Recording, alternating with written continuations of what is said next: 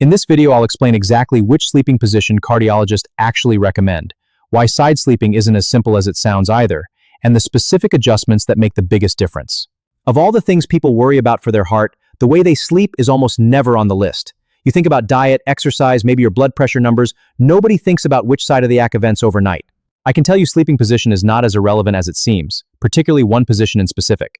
Sleeping flat on your back, medically, is the one I want to talk to the adults. It's a completely normal way to sleep. But for a specific group of people, primarily older adults, those with high blood pressure, obesity, or existing heart disease, sleeping on your back consistently can quietly stack the odds against you overnight. Here's the first mechanism. Sleeping on your back makes airway obstruction significantly more likely. When you lie flat, the primary reason snoring gets dramatically worse in this position.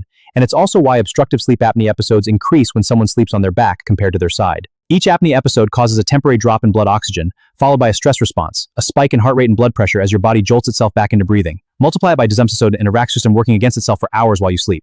The second mechanism is specific to stroke risk, and it's less well known. Research has found associations between back sleeping and worse outcomes as in patients with certain heart rhythm irregulation. In AFib, the heart's upper chambers don't contract for formation. Some studies suggest that body position during sleep can influence blood flow patterns in ways that may affect clot risk, though this is still an active area of research. What is well established is that AFib is common in older adults who have no idea they have it. For people with obstructive sleep apnea, sleeping on the back has been shown to produce higher nighttime blood pressure readings compared to side sleeping, since nighttime blood pressure surges are one of the most significant risk factors for stroke and heart attack in older adults. As I've discussed before, this isn't a minor detail. It's a mechanical factor that's completely within your control, and most people have simply never been told about it. To be clear, occasionally sleeping on your back isn't dangerous for most people. The concern is for those who sleep this way consistently, night after night, especially if they already snore heavily, have diagnosed or suspected sleep apnea, have high blood pressure, or have a history of irregular heart rhythm. For that group, this one detail deserves real attention. Let's start with why side sleeping helps in the first place. When you lie on your side, gravity no longer pulls your tongue and soft palate backward into your airway. This alone significantly reduces airway obstruction, which is why side sleeping is one of the most consistently recommended positional therapies for people with mild to moderate obstructive sleep apnea. Multiple sleep studies have shown that apnea episodes and oxygen desaturation events drop noticeably when patients switch from back to side sleeping, sometimes cutting the severity of symptoms nearly in half.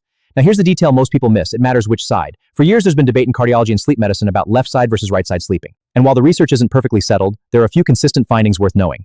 Left side sleeping is often recommended for people with certain heart conditions, particularly heart failure, because it may reduce pressure on the heart and allow it to pump slightly more efficiently, since the heart sits toward the left side of the chest. Some studies have also associated left side sleeping with improved circulation and reduced acid reflux, which, as I mentioned earlier, can itself trigger or mimic cardiac symptoms overnight. Right side sleeping isn't harmful for most people, but it may be slightly less protective for those specifically managing heart failure or reflux issues.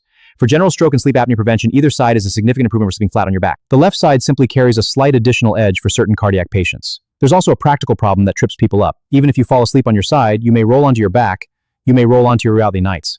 Many people sleep on their back for a significant portion of the night without ever waking up.